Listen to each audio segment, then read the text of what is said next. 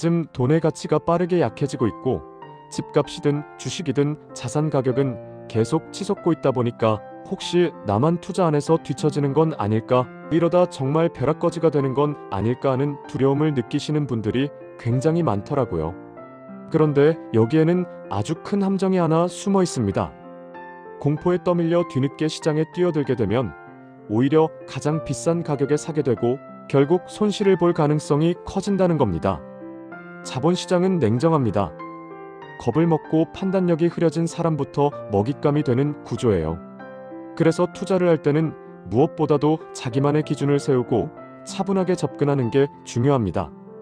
기회는 늘 존재합니다. 절대 이미 늦었다는 생각부터 하실 필요는 없습니다. 대표적인 사례가 바로 배터리 산업이었습니다. 한동안 주가가 엄청나게 치솟으면서 많은 사람들이 이미 큰 돈을 벌었다는 이야기가 쏟아졌죠. 그때 뒤늦게 뛰어든 분들 중 상당수가 이후 하락장에서 큰 손실을 겪었습니다. 사람들이 한 방향으로 몰려서 가격이 급등한 자산은 이미 미래 기대가 상당 부분 반영된 경우가 많기 때문에 이후 수익률이 시장 평균에도 못 미치는 경우가 정말 많습니다. 그래서 남들이 이미 돈을 많이 벌었다고 떠드는 종목일수록 오히려 한 발 물러나서 보는 게 훨씬 안전합니다. 반대로 정말 중요한 능력은 아직 사람들이 크게 주목하지 않을 때 좋은 섹터나 자산을 찾아내는 힘입니다. 제가 2019년에 금 투자를 이야기했던 것도 당시 글로벌 경제 흐름을 종합적으로 분석했을 때 금값이 오를 가능성이 높다고 판단했기 때문입니다. 이런 기회를 잡기 위해서는 남들 따라가는 방식으로는 절대 어렵습니다. 세계 경제 산업 흐름, 정책 변화를 꾸준히 관찰하고 스스로 공부하면서 통찰을 쌓아야 합니다. 또 하나 꼭 기억해야 할 점은 투자에는 항상 순서와 흐름이 있다는 겁니다. 예를 들어 AI도 무조건 AI라는 이유만으로 다 좋은 게 아닙니다. AI는 단계별로 성장합니다. 처음에는 인프라가 깔리는 단계입니다. 서버, 반도체, 연산 능력이 주목받는 시기죠. 이때 시장을 주도했던 기업이 엔비디아였습니다. 다음 단계는 데이터와 전력, 메모리 같은 기반 산업이 확장되는 구간입니다. 그리고 마지막 단계는 소프트웨어가 본격적으로 수익을 만들어내는 시기입니다. 여기서 킬러 앱이 등장하고 시장을 장악하는 기업이 탄생하게 됩니다. 그래서 AI 열풍이 이어지고 있지만 주도주는 계속 바뀌고 있습니다. 초기에는 엔비디아가 압도적인 상승을 보여줬고 이후에는 메모리 기업들이 주도권을 가져갔습니다. 또 흥미로운 사례로는 AI를 활용해 광고 효율을 급적으로 끌어올린 기업이 등장하면서 AI가 실제 수익으로 연결될 수 있다는 가능성을 보여주기도 했습니다.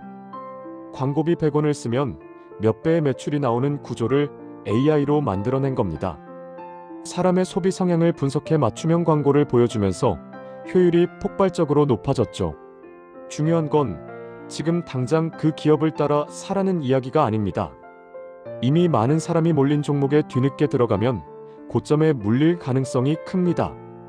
제가 강조하고 싶은 건 앞으로도 AI를 통해 실제 돈을 벌어들이는 기업들은 계속해서 등장할 것이고 그때마다 새로운 기회가 생길 수 있다는 점입니다.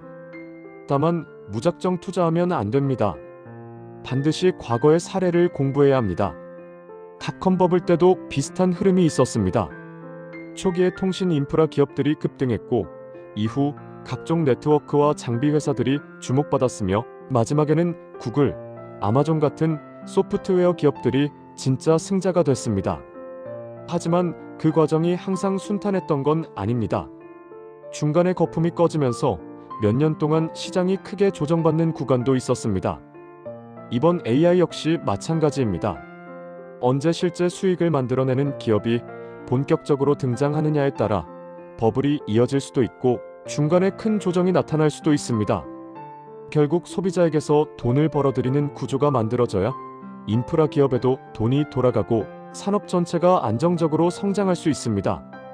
그래서 앞으로 우리가 집중해서 봐야 할 건 소프트웨어 기업들이 AI를 통해 언제 본격적인 수익을 만들어내느냐입니다. 이제 두 번째로 정말 많이 들어온 질문을 이야기해 보겠습니다.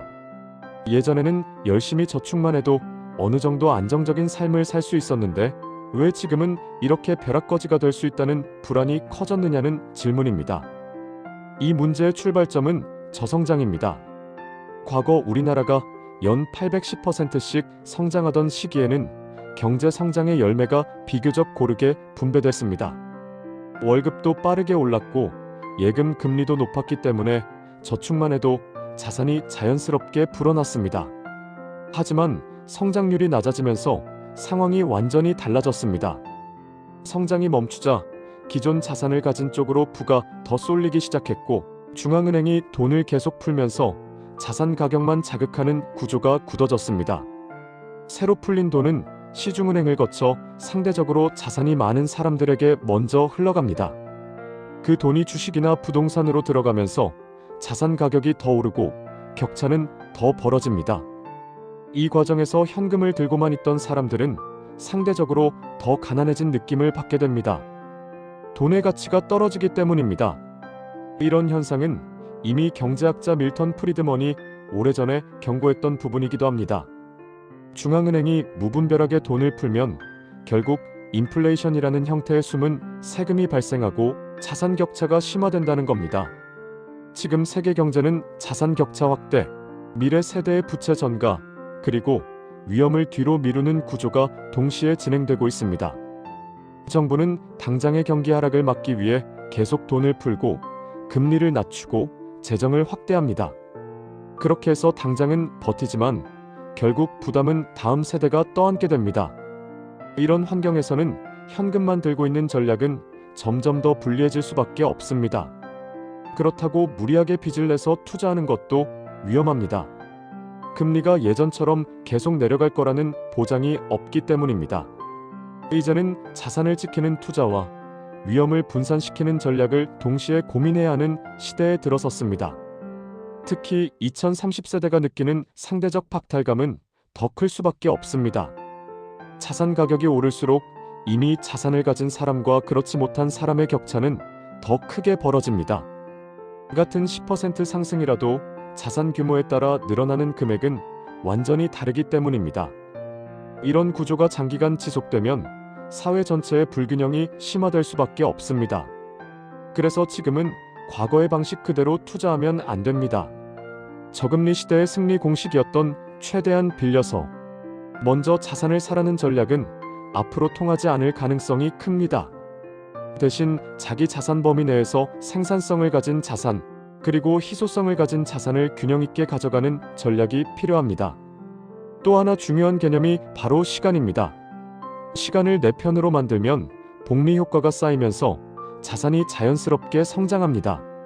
하지만 과도한 빚을 지게 되면 시간은 오히려 적이 됩니다.